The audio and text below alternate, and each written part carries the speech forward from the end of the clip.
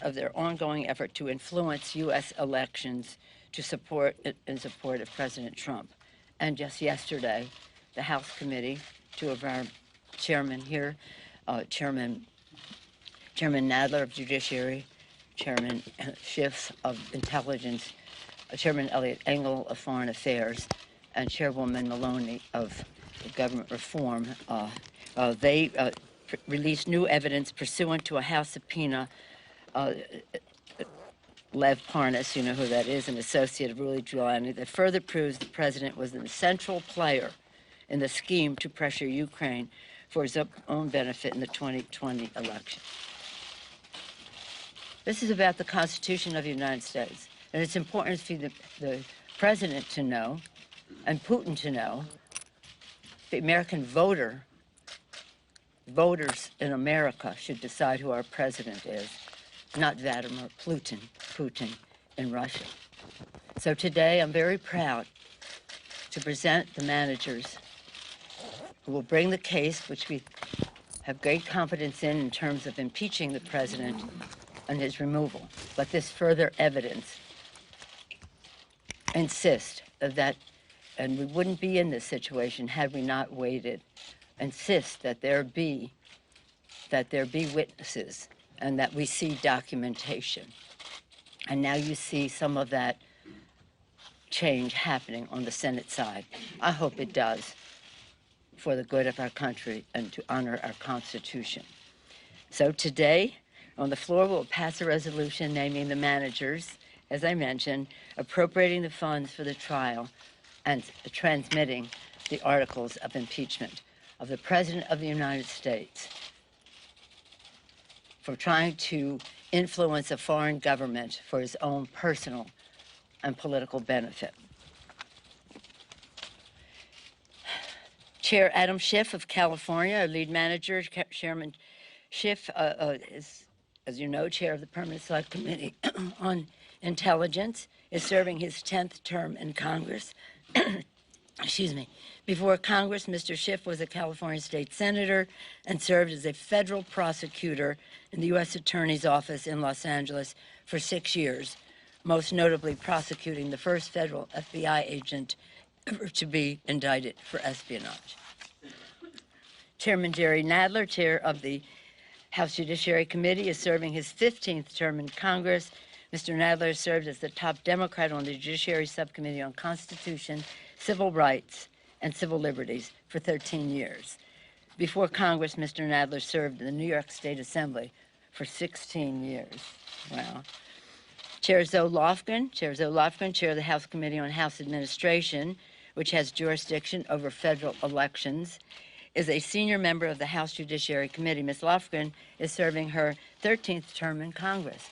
This is Chairwoman Lofgren's third impeachment as a Judiciary Committee staffer in the Nixon impeachment, as a member of the Judiciary Committee on the Clinton impeachment, and now as a manager in this impeachment of President Trump. Chair Hakeem Jeffries of New York. Chairman Hakeem Jeffries is the chair of the House Democratic Caucus and is currently serving his fourth term in Congress. He's a member of the House Judiciary Committee. Before being in Congress, he served in the Assembly of New York for 6 years, an accomplished litigator in private practice before running for elective office. Mr. Jeffries clerked for the Honorable Howard Baird Jr. of New York District Court for the Southern District of New York. Congresswoman Val Demings of Florida. Congresswoman Val Demings is a member of both the House Permanent Select Committee on Intelligence and the House Judiciary Committee. Ms. Demings serving her second term in Congress. Before Congress, Ms. Demings served as the Orlando Police Department for 27 years, part of that time as the first woman police chief in Orlando. Congressman Jason Crow of Colorado is a member of the House Armed Services Committee. Mr. Crow served our country, bravely as an Army Ranger in Iraq and Afghanistan.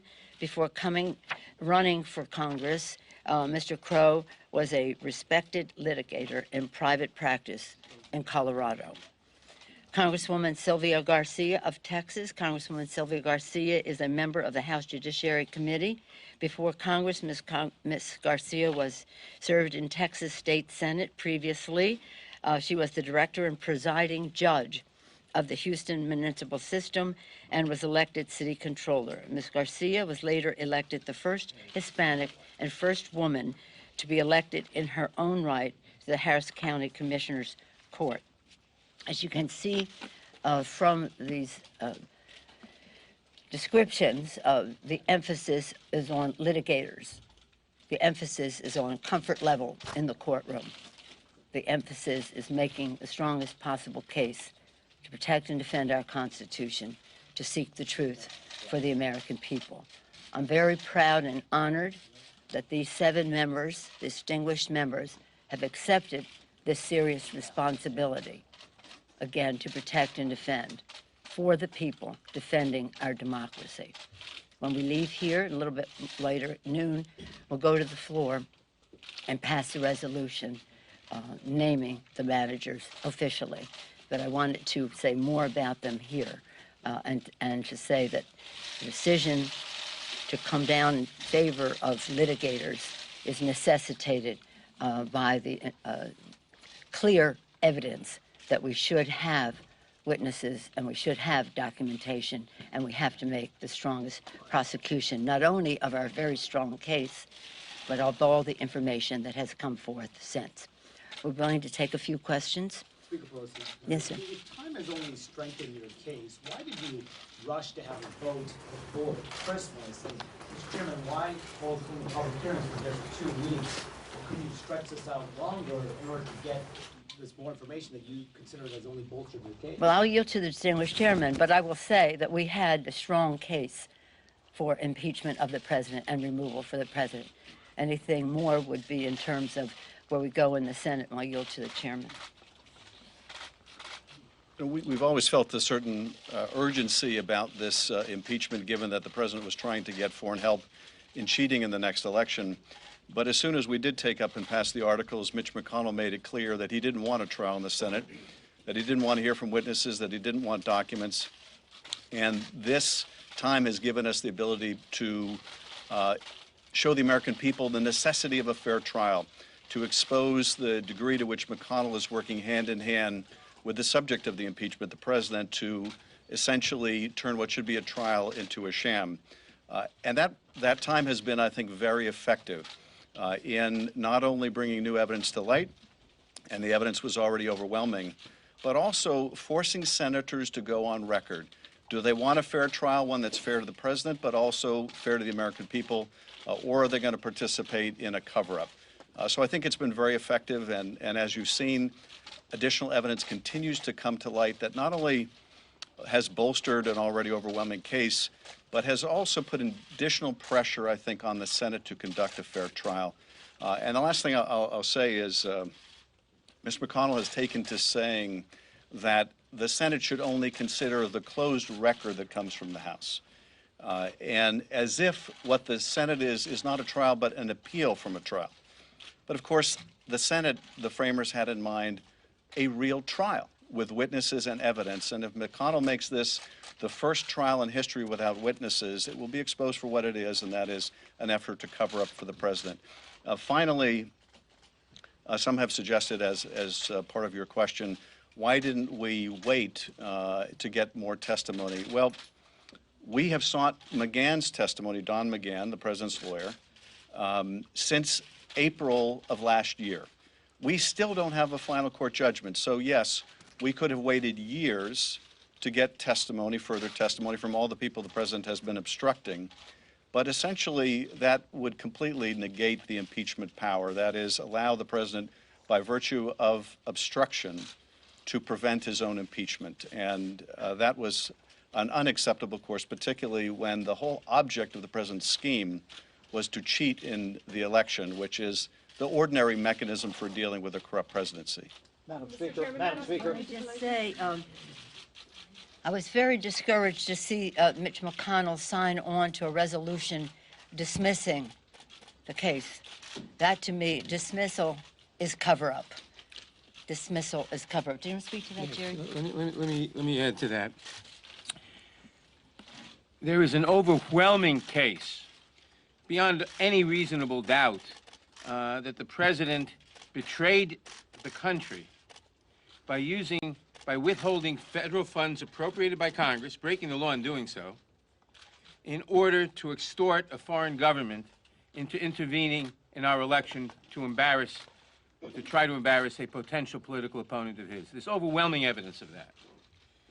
We couldn't wait because, some people said, well, let the election take care of it. He's trying to cheat in that election. So it is essential that we bring this impeachment to stop the president from trying to rig, not from trying, he tried, from rigging the next election, from conspiring with a foreign government, as the Russian government attempted to rig our last election. The evidence is overwhelming. The latest evidence with Parnas and Giuliani makes it even more so. It made sense to wait a while as more evidence piled up, but we have to proceed because the integrity of the election is at stake. Let me add one other thing. This is a test of the Constitution. The president's conduct violates the Constitution in every single way, trying to rig an election, stonewalling the Congress and saying no one may testify because I can have a cover-up despite Congress.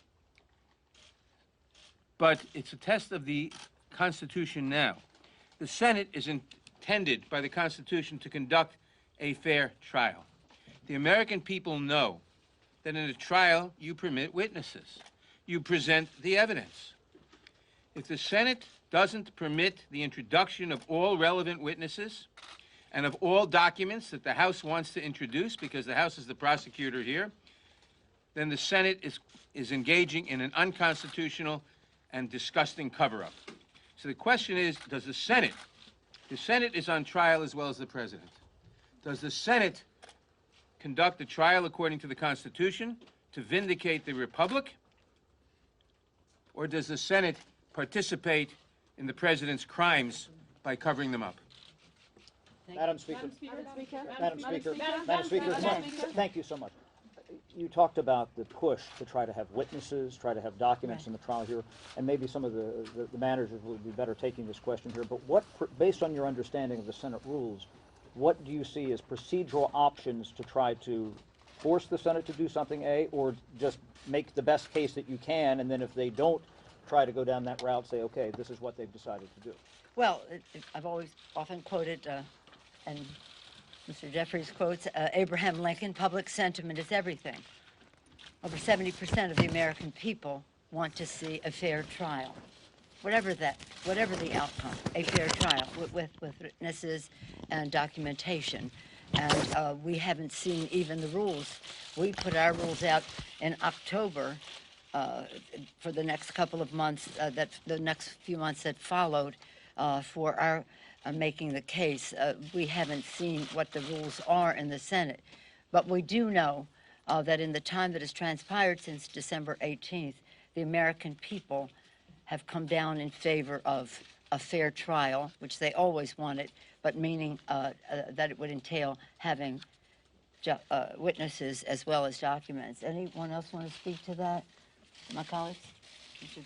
Jeffries? Well, the evidence is overwhelming that Donald Trump corruptly abused his power by pressuring a foreign government to target an American citizen for political and personal gain by withholding $391 million in military aid to Ukraine without justification. There is a mountain of evidence in that regard. In America, no one is above the law. That is why the House proceeded with great leadership from Speaker Pelosi, Chairman Schiff, and Chairman Nadler to hold this president accountable. The Constitution required it. Our democracy required it. Given the evidence that has been built to date, the American people deserve a fair trial. Our democracy deserves a fair trial. The Constitution deserves a fair trial. So we're going to simply follow the facts, apply the law, be guided by the Constitution, and present the truth to the American people.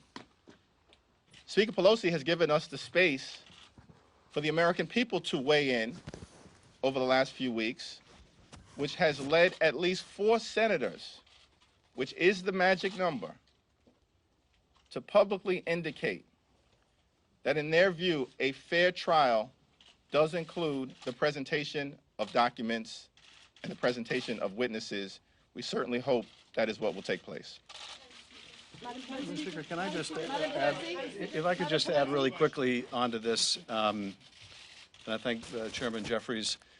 I just want to underscore the importance of documents because we spent a lot of time talking about John Bolton and other witnesses. Witnesses may tell the truth and witnesses may not tell the truth. Documents don't generally lie. And in the documents that we submitted to the Judiciary Committee just last night, you see the importance of documents. Because included among the Parnas documents we obtained is a letter from Giuliani trying to set up a meeting with the President of Ukraine, Zelensky, to discuss a particular matter. Of course, we know that matter is the investigations that the President wanted Ukraine to undertake of his political opponent. There's been speculation from time to time maybe the President or his allies will throw Mr. Giuliani under the bus. That letter makes clear that Giuliani, in his own words, is acting at the behest and with the knowledge and consent of the President. There is no fobbing this off on others. The President was the architect of this scheme. These documents are important. We have only obtained a very small sample of the universe of documents that the President is withholding. If Mr. McConnell wants to follow the Clinton model, as he keeps professing, all of the documents were provided before the trial. Those documents should be demanded by the senators. If the senators want to see the evidence, they should demand to see the documents and not participate in an effort to stonewall or cover up the President's misconduct. And witnesses were deposed. Yes, as the Speaker mentions, the other, of course, profound distinction between now and the Clinton case is that the witnesses that the House managers sought in the Clinton trial had already testified. Their testimony was known. So the question for the senators then was, do we want to hear them again? And there was another question not present here, which is, do we really want to hear witnesses talking about sex on the Senate floor?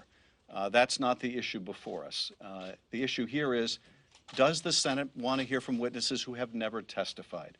People who, like other witnesses, have firsthand information. And unless the President is willing to concede everything the House has alleged, these witnesses are very pertinent and relevant. And so this is another profound distinction between the Clinton investigation and trial and where we are today.